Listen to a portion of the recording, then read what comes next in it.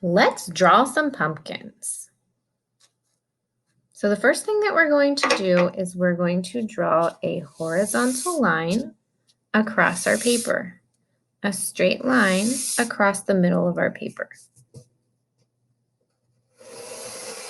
Try your best. If it's a little wiggly wobbly, that's okay.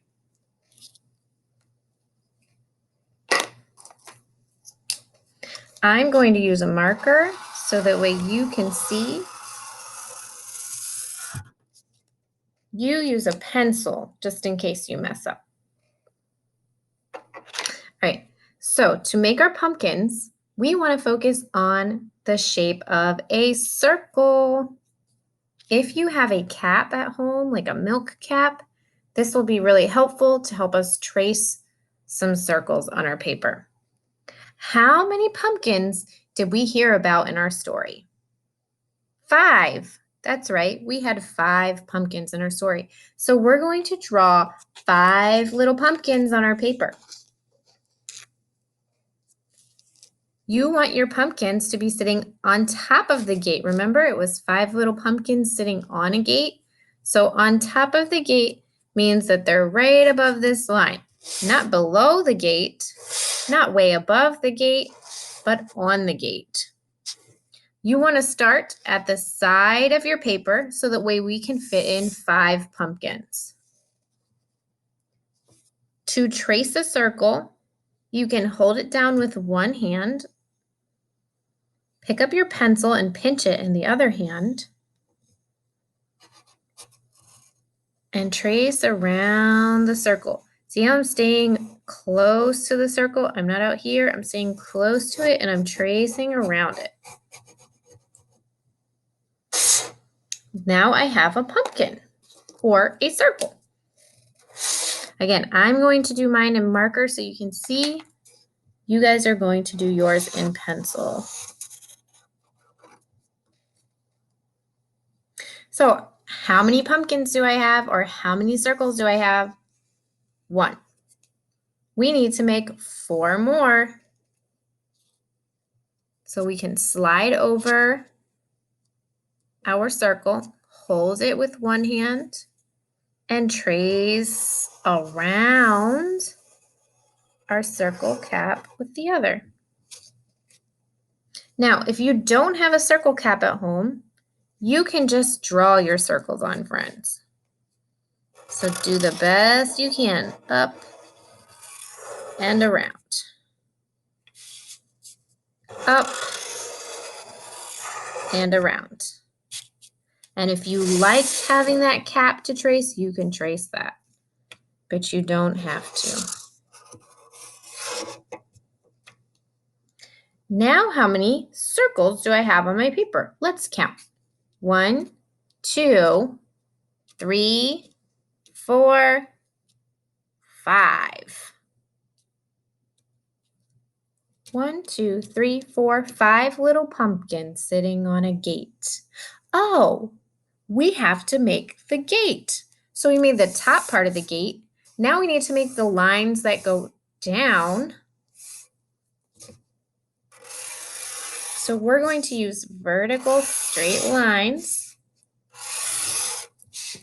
And you're just going to start at that line that is right under your pumpkin, and you're going to draw some straight lines down. Now it looks more like they're sitting on a gate. Good. But something is still missing. Oh, I know. We need to add the little tops of the pumpkins. So let's use a rectangle shape on top of the pumpkin. Rectangle. Or a straight line up, a straight line over, and a straight line down. Straight line up, straight line over, straight line down. Up, over, down. Now they're looking more like pumpkins. Now, if you want to, you could give them faces. Maybe 2 circles for eyes. Remember, we just learned about circles. And a happy little face.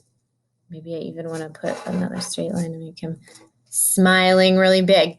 You could add faces if you want to, but you don't have to. Your pumpkins could be plain. Maybe you just want to put some lines inside.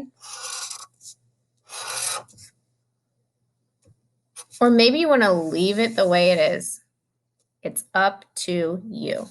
I think I'm going to do a little bit of both. I'm going to leave that one the way it is. I'm going to give this one a face. And I think I'm going to add some lines to this one. Once you have your pumpkins drawn, then you're going to color them. So pumpkins are orange. So we need to find the color orange. Once you find the color orange, you're going to pinch it, kind of like a claw, with these two fingers and your thumb. Okay? And then you can color in your pumpkin.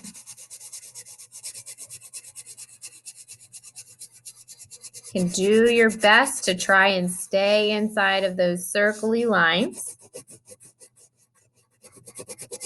But if you go out a little bit, it's okay. That's why we're still learning and we're still working on that, and that's okay. So color inside your pumpkins.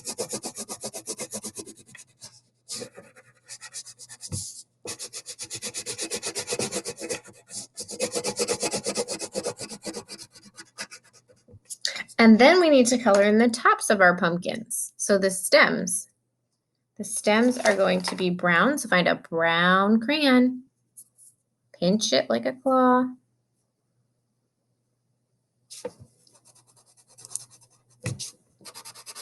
And color in those stems.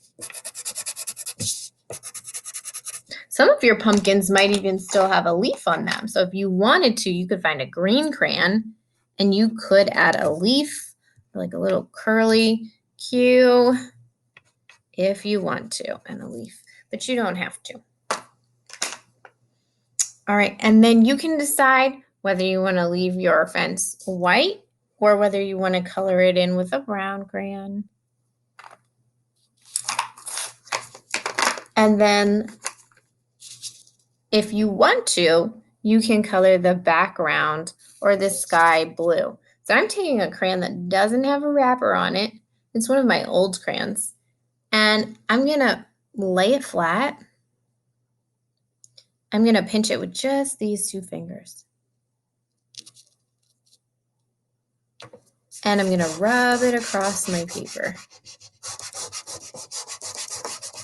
It's a pretty small crayon, so it's easy for me to fit in these spaces. But since I'm rubbing it across my paper, this is just a faster way to fill in the background. Because when you color like this, holding it up and down, it's going to take you a little bit longer. And this is a pretty big area to color. So this is just a trick to coloring in a bigger area faster. And it adds a little bit of a design or texture in the background. All right, and there we have it. We have our 5 little pumpkins. 1, 2, 3, 4, 5. 5 little pumpkins sitting on a gate.